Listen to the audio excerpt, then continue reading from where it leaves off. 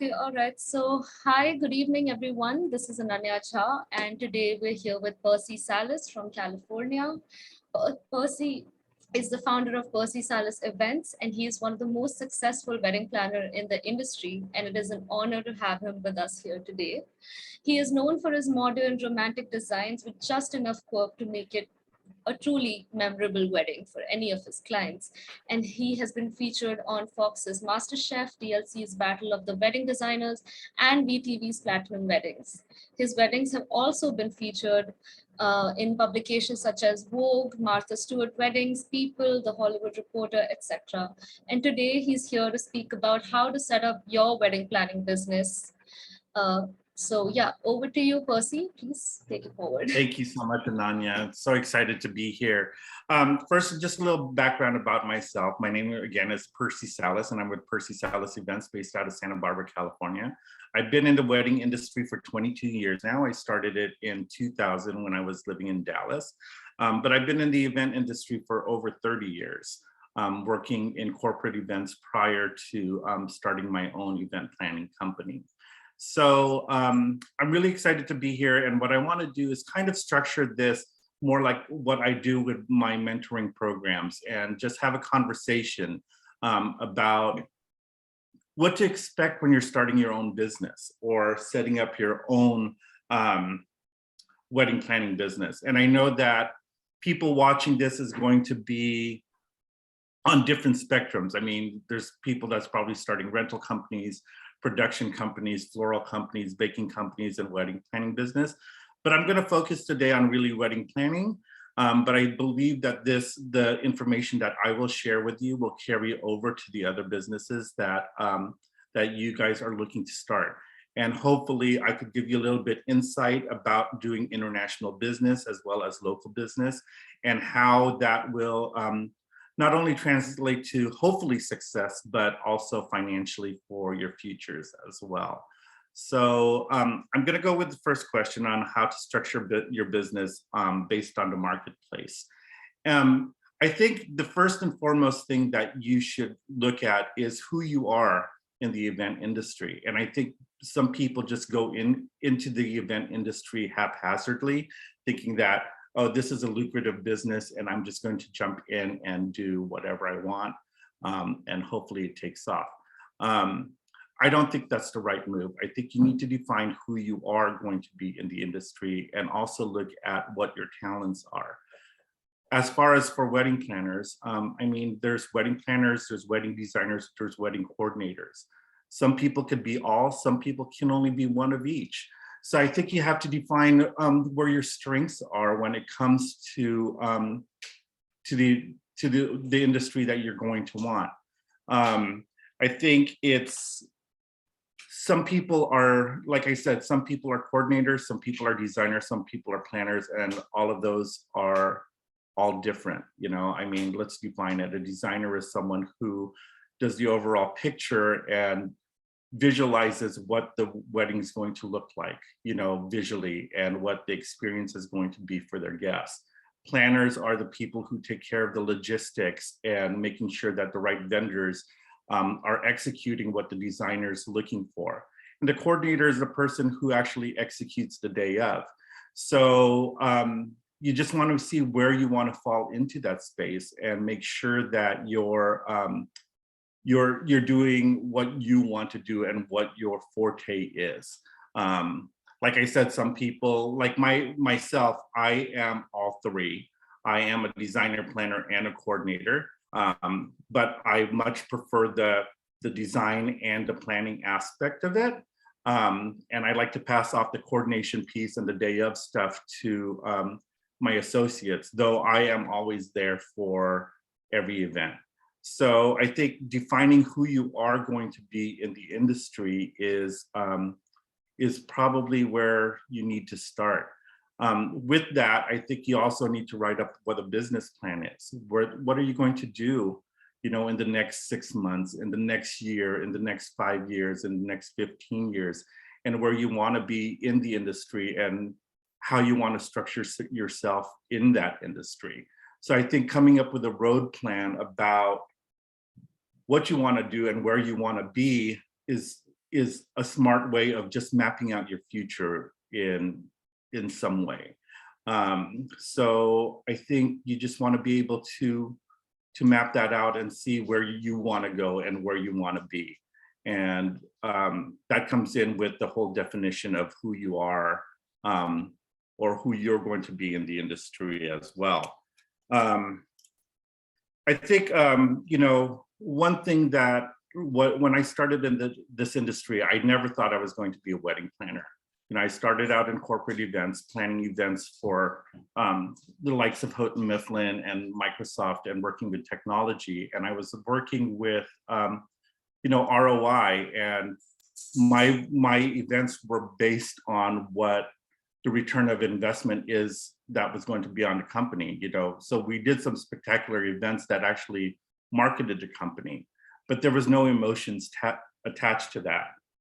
When a friend of mine asked me to do her wedding back in 2000, I was working with her at a tech company. She says, I want you to plan this wedding for me for 150 people. My first response was, no, I can't do it. It's too emotional.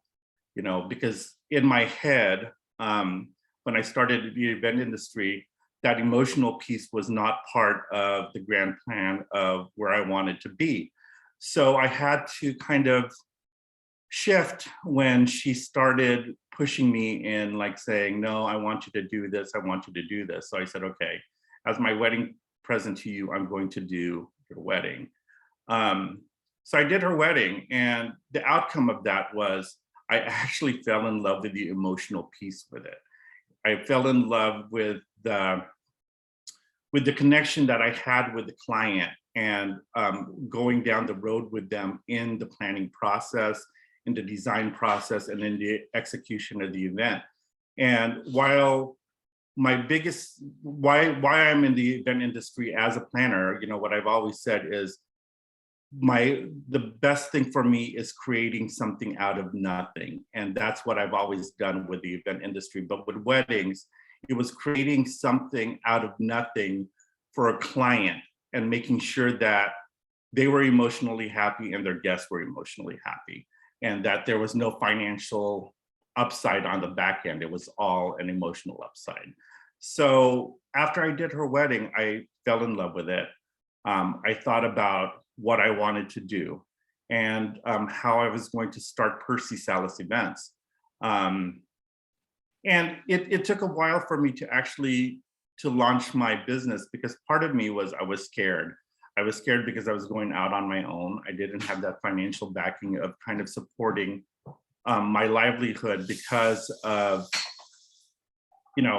structuring a new business and really not having something to back me up. Because wedding planning back in 2000, there were no wedding planners. I mean, wedding planning was a whole new industry in the event industry.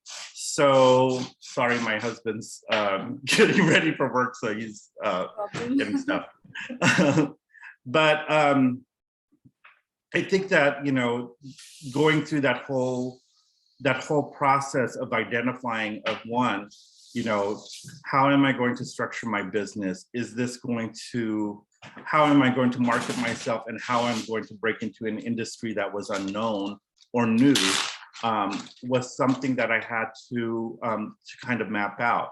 And I might have done it in a wrong way, because I kind of did it haphazardly, just kind of putting myself out there. But at that time, it worked for me.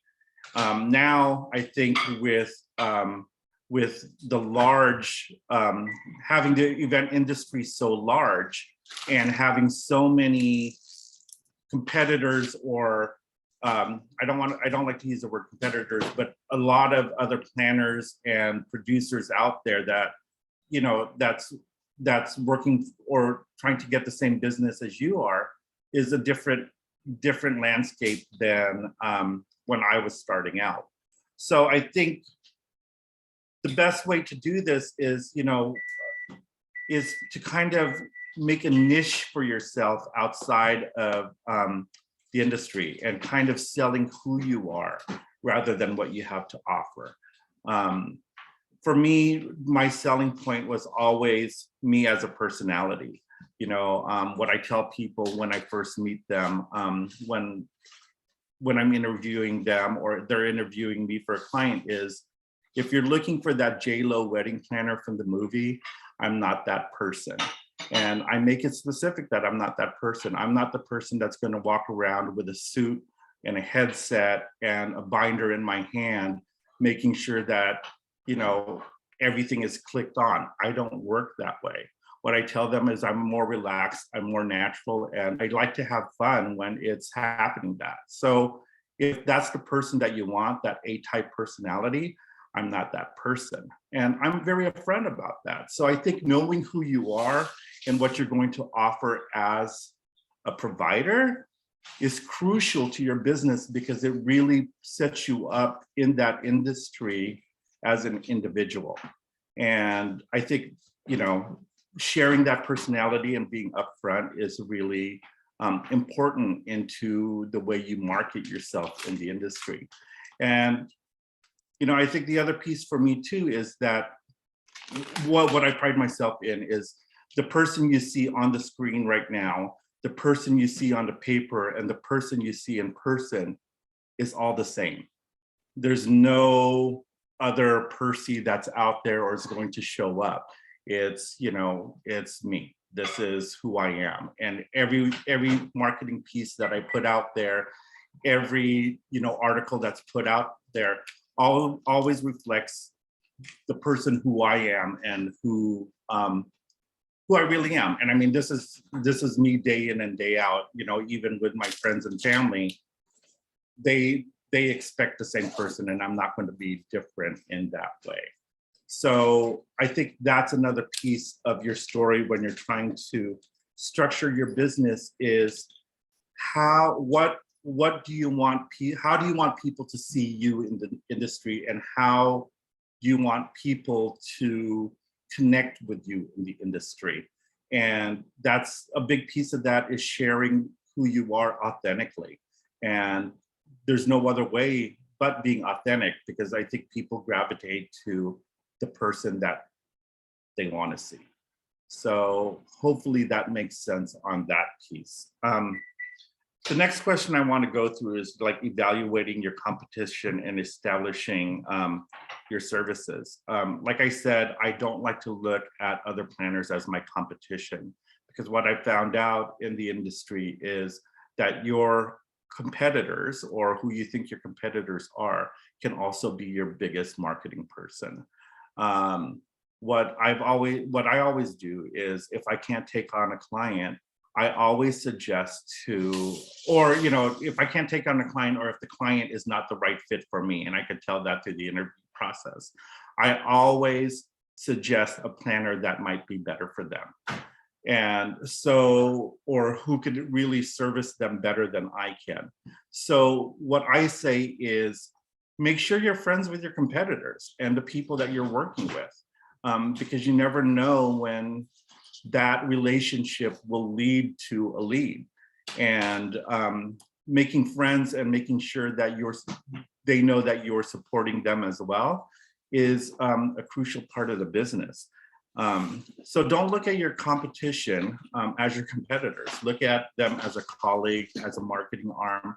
Look at them as people who could help elevate you in the business as well. And I think that's a huge piece. I mean, what I've learned from networking events and also going to conferences and things, I always associate with other planners. And we have forged a circle of trust between these planners that we refer to each other all the time. So, don't look at them as competitors. Just make sure that,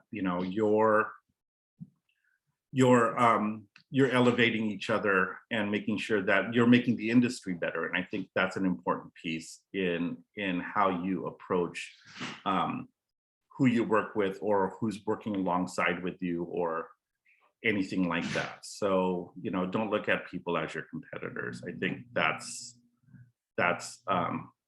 something that is not right in the industry. But about establishing your services, I think what you offer is a crucial part to this. I think you need to define exactly what you're good at. For me, when with my services, I only provide two services actually. I either do full planning or just design only when I'm working with clients. There's some clients that approach me that says I need a month of coordinator or a day of coordinator. Well, I'm not that person because I just don't do coordination. Not that I can't do it, but it's not what I enjoy. So I think when you're listing out your services, I think the best part of it is to make sure that you're doing stuff that you love to do. You're working on this on your job, most of the time, and to do something that you don't like to do is doesn't make the job happy. So you might as well define your services in ways that's going to bring you joy through the whole process.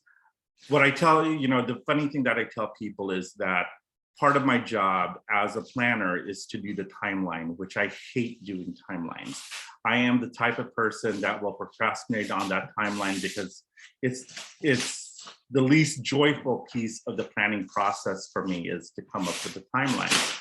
But what I tell my associates and my assistants who tell me, oh, we'll take care of the timeline for you. I'm like, no, I need to do it because I need to know what's going on the day of. So when I go in day of, I have a clear roadmap of what I need to do.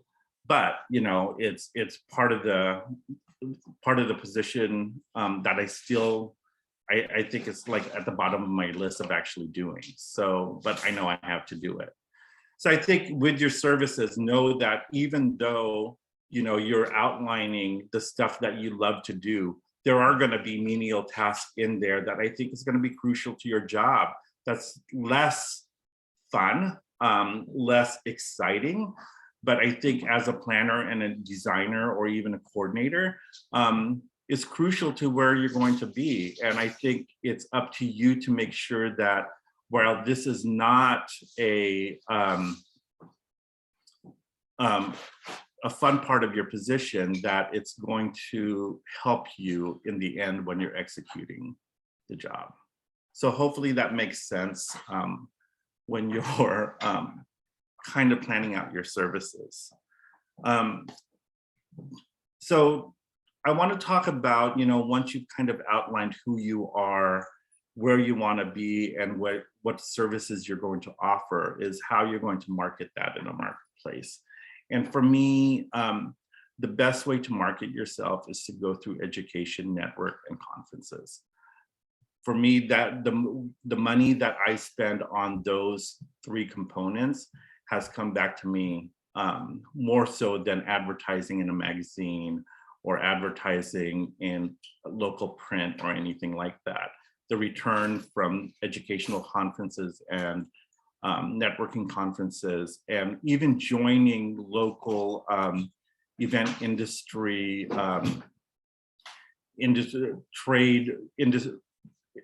trade groups is crucial to your job. And I think where you want to spend your marketing dollars is through those pieces.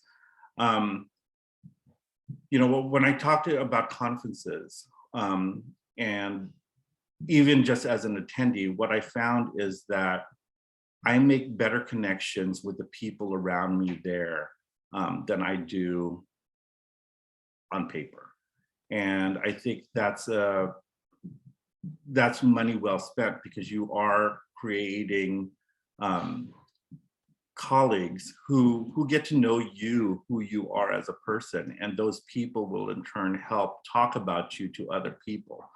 And that's a piece that I think you all need to just realize, that this is going to be something that is going to be crucial to your business, and that people in the industry is going to help elevate you when you're making authentic connections with these people. So invest your money in educational pieces and in marketing pieces, and make sure that you're keeping right with who you are.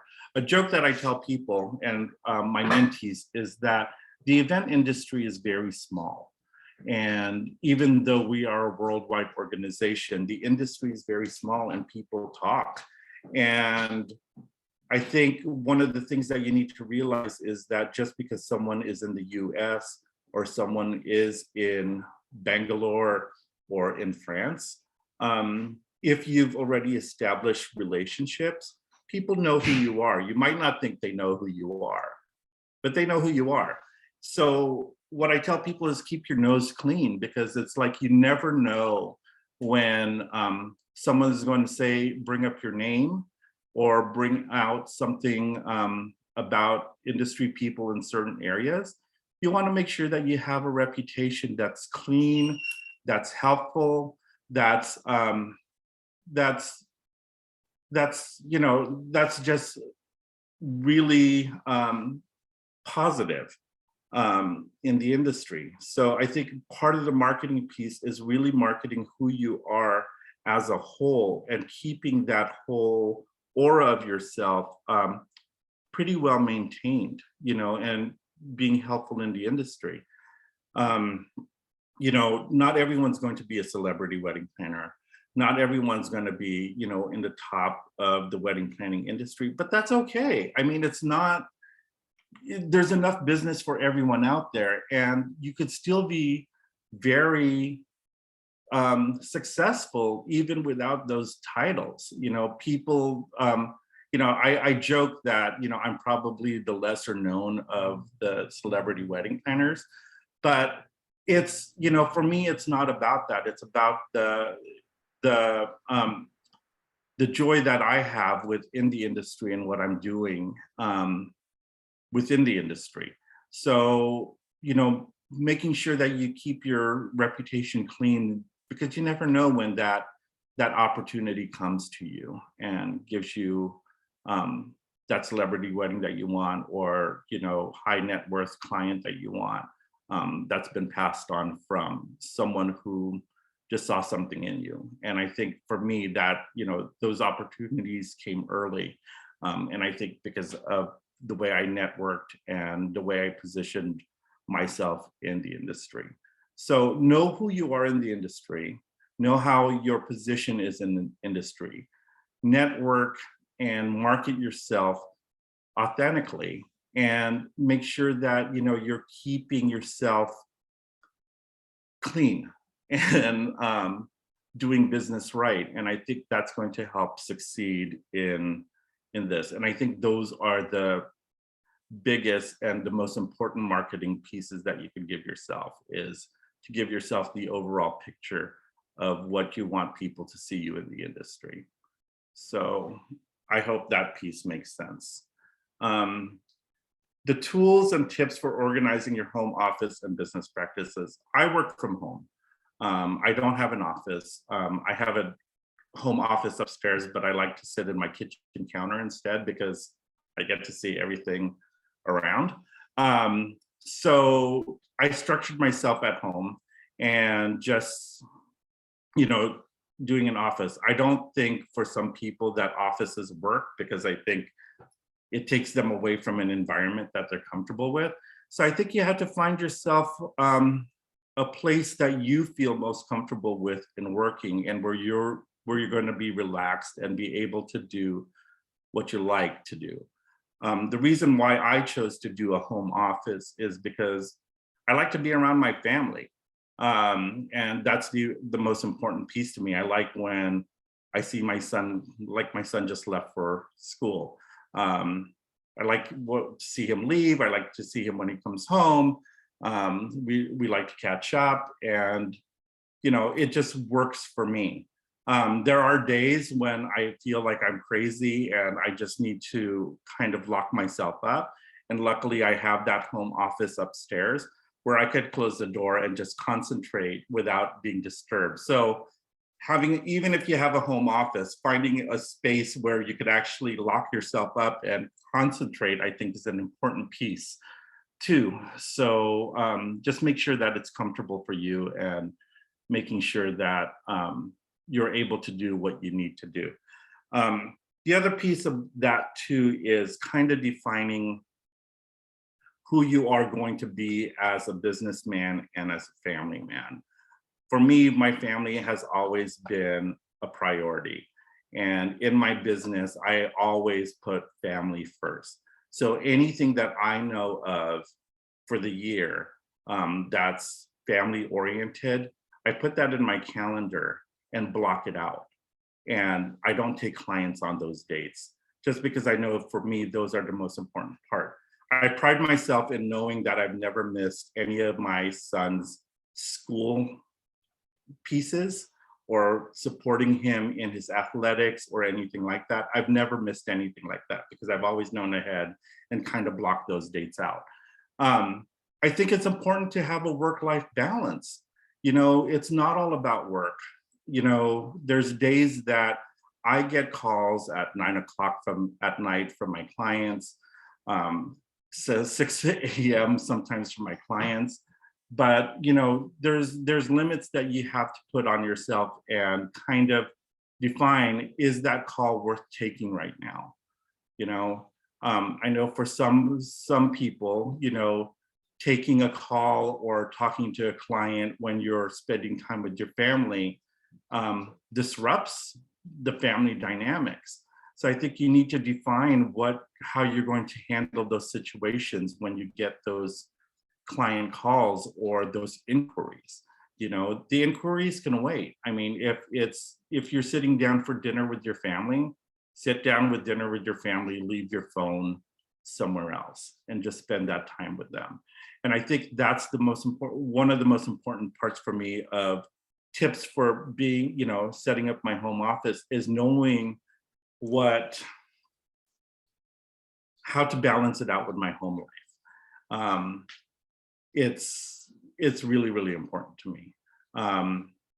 Like today, you know, it's like we had a crucial piece. I told my husband and my son, like, I have a Zoom call at 7:30 a.m. this morning. I know you guys are going to be getting ready for work. I won't be able to say goodbye to you, but know that I love you.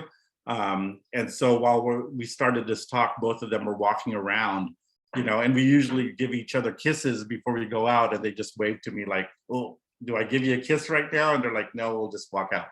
But I think, you know, just kind of shaping your home life around your work life is an important aspect of where you want to be. Your family is your biggest support, and you can't forget about them through this whole process. My family has been my biggest supporters, my biggest cheerleaders. They encourage me to just go for it when opportunities occur. But you know, they also know that I'm not going to put them in second place. So I think that's part of a home tip that I think you need to do, is just make sure that you balance home and work life. Because I think it's going to be really crucial to your success as well. And it also makes your home life a little bit more harmonious, you know, because it's not taking away from them as well. So that's another piece of the home tip, I think, that you need to do. I just want to circle back real fast about structuring your businesses and all of that stuff.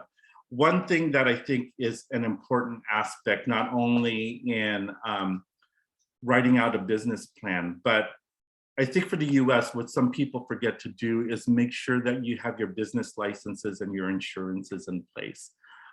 That's a piece that, you know, some people, like wedding planners, goes, oh, I don't need to invest money into the business structure because it's just me as a planner. Well, there are dollars that you need to spend. You need to make sure that you're insured just in case something happens while you're on the field. You know, you need to make sure that you have a business license so the government knows you actually have a business, and you know, you get a lot of support through all of those pieces. So make sure that and also the other thing is open up a bank account just for your business and keep those dollars separate. Because a lot of people don't think about those things. I know it sounds really simplistic, but I think those are the pieces that when you're starting a business, you don't really think about. And the other piece too is, you know, when you're besides, doing your own cell phone and, your email address for that, is making sure that your business lane is separate from your home lane. So making sure that those pieces are two separate things when it comes to paperwork, financials, insurances, and things like that. So make sure that when you're road mapping, to include, the paperwork for your businesses as well, because that's a crucial piece in what you're going to need to do. So this leads us to business startup costs. I mean, this really depends on, what you're doing in the industry. As a wedding planner, yeah, business startup costs is next to nothing because it's just you.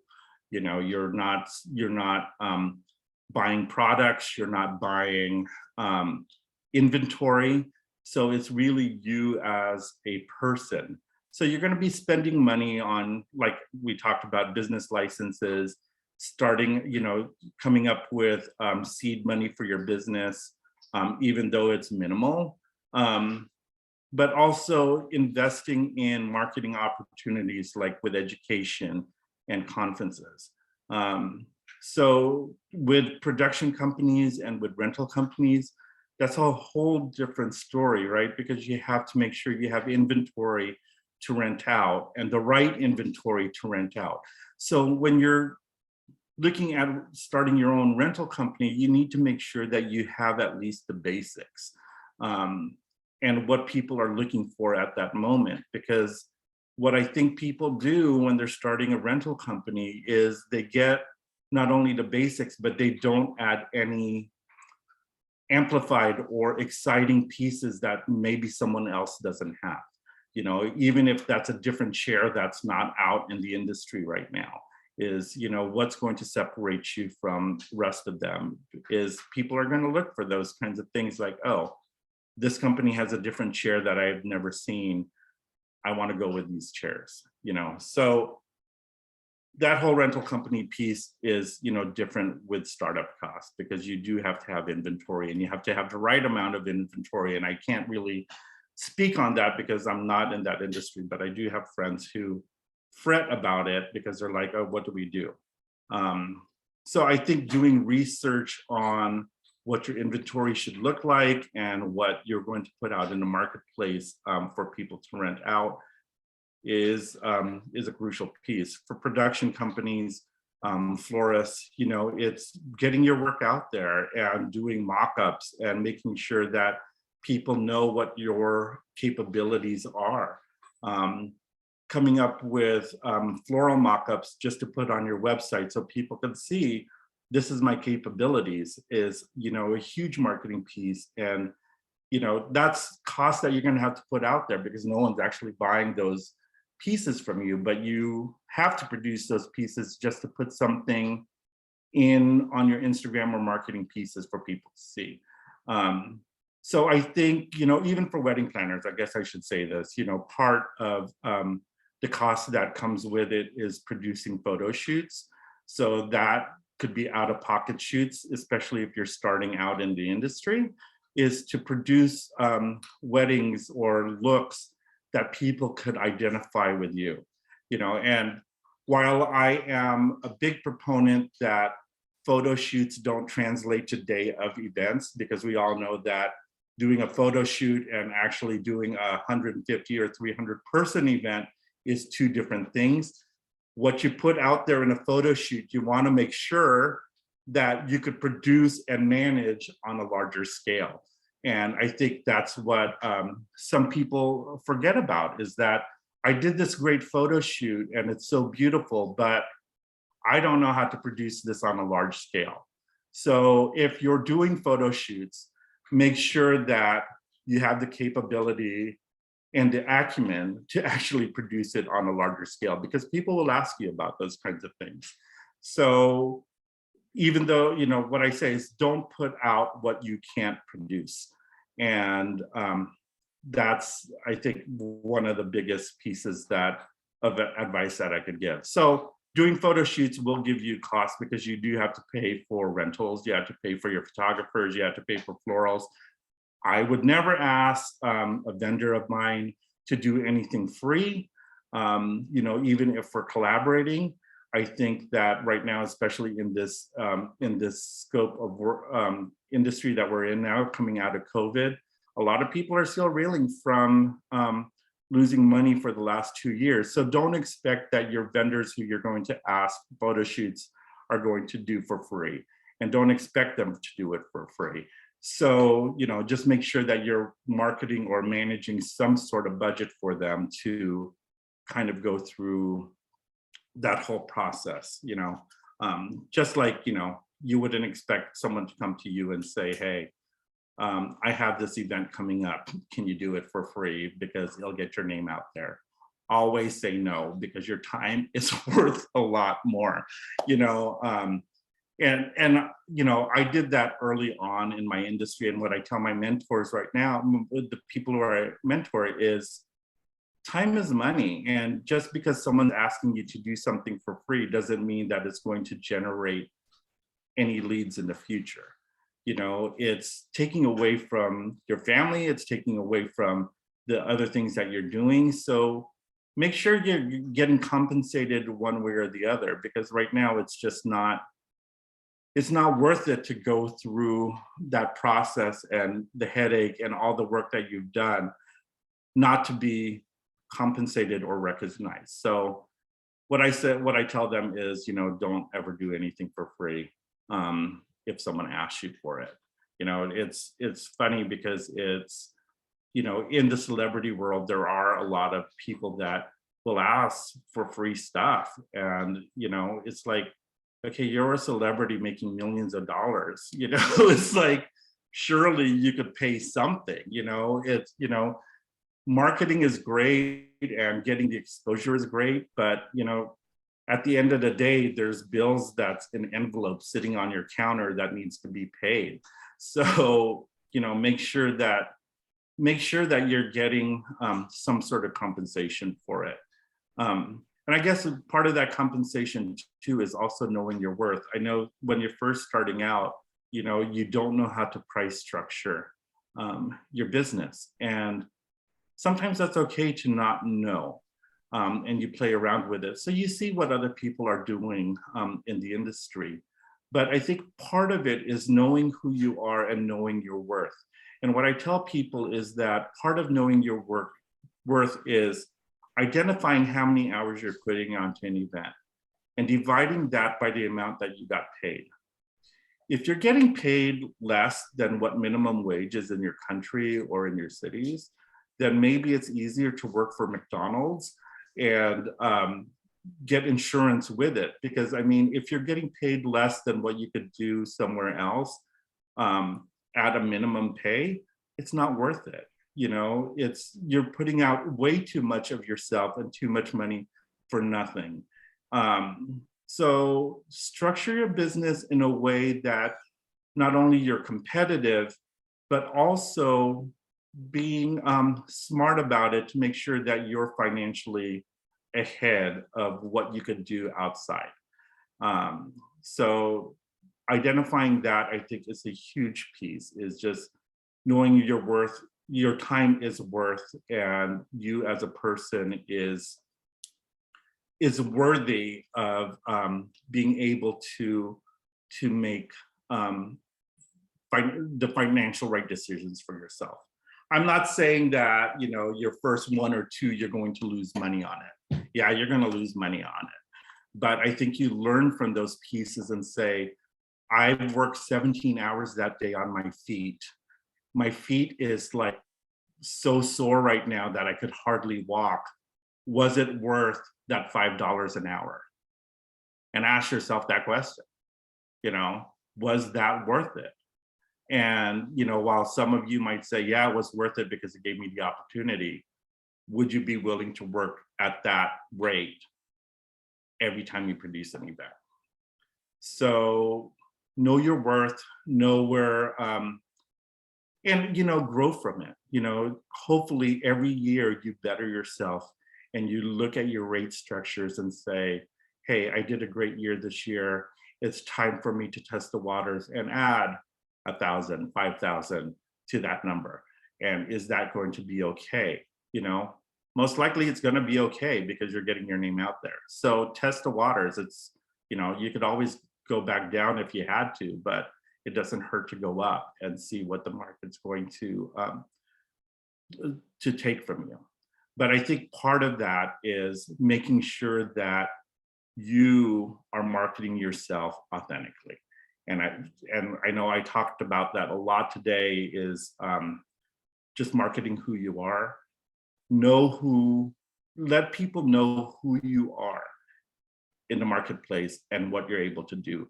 And part of that is when you're executing an event, is producing an event that people will talk about. You know, even if it's like, you know, Ananya was great to work with. She was calm the whole time that we were worked with. She had solutions that helped the day of.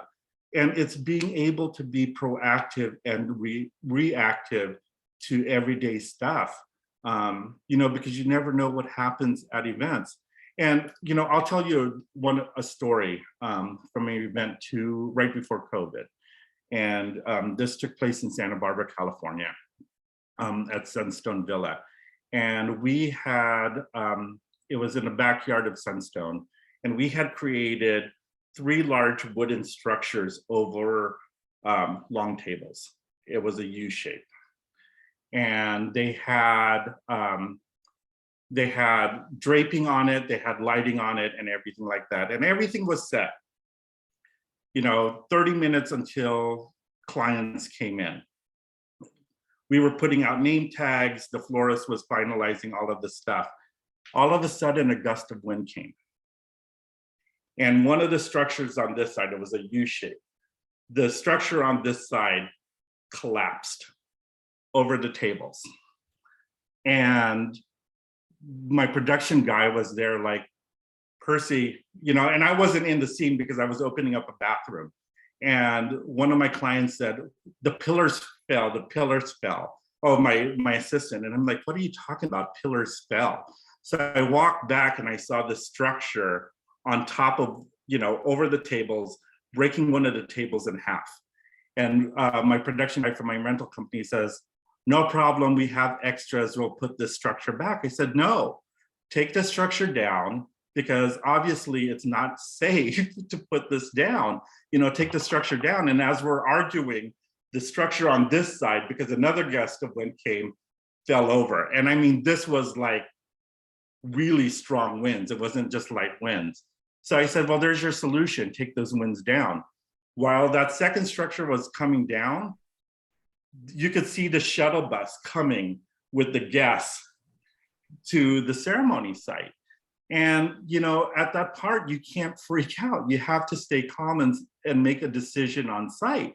So I told him, I said, those structures need to come down, get the other tables, you know, and reset the tables with the stuff that got broken. And I said, I'll be back. I'm going to tell the client what happened, because I said, you have to verbalize with the client what's going to happen, because they're going to walk into things like, that's not what I pictured.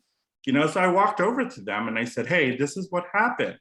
And they're like, okay, it's like, you have this handled, right? I said, yeah, I have this handled calmly. You know, I stayed calm through the whole time, even though inside I was freaking out, like, okay, how are we going to get this done? Well, we got it all fixed and cleaned up within 15 minutes because of the team that I had, because we all stayed calm. So none of the guests even knew that those structures were even supposed to be there. And the lucky thing is that no one got hurt through that whole process.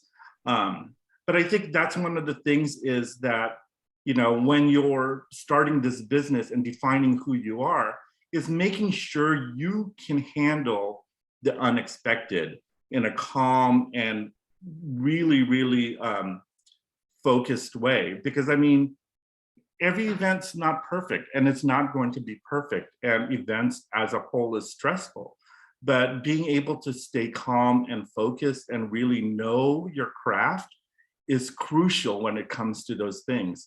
And you have to look out, you know, it's just, you just have to look out and making sure that not only is things what the clients want, but also safe for the guests, making sure that, everything's flowing right, and, that you're handling it to the best of your ability, and making sure that the experience as a whole is positive, even though something not positive happened, but giving that allure of this is the way it was supposed to turn out. So that's why I say it's just in the industry, I think it's important for you to be known, not only for who you are as a person, but your ability to be able to handle situations that may be unfortunate. So anyway, I think that's all Yeah, I I have think for you now. have covered all the points, and I think you've given everybody here a crash course on how to start up your own business. Hopefully it all made sense. So yeah. Yeah, it did. It definitely did. So we have a few people here. Does anybody have any questions? Soumya, Arun, Aditi. Yeah, I had a question. So my question was that when starting a business, how do you decide what kind of, how specific of a niche or target market you want to work around? Well, I think that, Arun, thank you for that question. I think, your niche or your target audience, I think you have to identify who your audience is going to be. And I think you could identify that locally first and test the waters if that's the right target audience for you, because you might test it and say, oh, that's totally not even the group that I want to go for. So I think testing it locally and then making some adjustments to it before bringing it out to a larger scale, I think is always smart to do that. Does that make sense? Yes, sir. Thank you. You're welcome. Okay. Does anybody else have any questions? Soumya, are you there? Okay. Aditi? Hi, actually, I'm in the middle of an event, so Okay. I had to Hey, at take least this you're call. doing an event. Yes, give me like 2 minutes. I would like to show you what we are doing. It's I a would small love to see setup. it. It's a small setup in the house. So the wedding is happening in the resort, and they're having some functions in the house. So So I'm just Gigi, coming towards there to just show you something that we have come up with. are you a planner or a producer, or what are you? Yes, I am a wedding planner. Great. So yeah, the season has been quite busy for us. So we are doing a traditional setup. Just a minute. I'll just show you something that we have done. Wow. Let's see. What day is this? Day one, Yeah, day hi. two? This is me, Aditi. And let me just turn the camera. Okay. So this is the chapra which we build It's beautiful. for any traditional thing happening at the house. We do a chapra. It's called a chapra in Kannada. So I'm from Bangalore, basically. So just So let me ask you a question. How many people are you working with to produce the event? Is it just you? Today? How many Today I people have are a you team working with of to produce? I have a team of 12 today. So And that includes your production and your florals and everything yes, set up? that's right. So It this looks is beautiful. the backdrop that we're doing for this ritual called Bale Shastra. So here the ladies come and they put on the bangles. So that is what is happening tomorrow. And here we are doing the haldi setup. Oh, it's amazing. We Have are you had getting any ready. stresses? Have you Sorry? been stressed out? Have you had any stresses during this event? Not Anything really, because events, if we are pre-planning it properly, I guess there is no stress on the day of the event. How about any unexpected issues? Nothing at all. So far, so good. That's good. Yeah. Well, congratulations. Thank you for sharing with us. Thank you. It was a really Thanks, nice Aditi. session. It really helped us a lot. Thank you so much. Oh, you're welcome. Thank you. Thank you. Wow. I didn't expect that. That is interesting. Yeah, thank you. So I guess Soumya and Muskan don't have any questions for us. Is there anything else you'd like to add, Percy, before we wind up? No, no, I think the biggest thing is just, know who you are and who you want to be in the industry. And, protect your image. That's a huge piece. Is just protect your image and make sure that your image is what's going to carry you throughout your the whole life of your business. Right. So Percy, that was a great session. I would like to thank you for giving us all an insight into into this topic and for sharing your experience with us. And thank you so much for joining us today. It was an absolute pleasure, and I look forward to seeing you at Espousal in July. Yes, looking forward to it. Thank you so much. Have a good day. Have a great day. You too. Bye. Bye.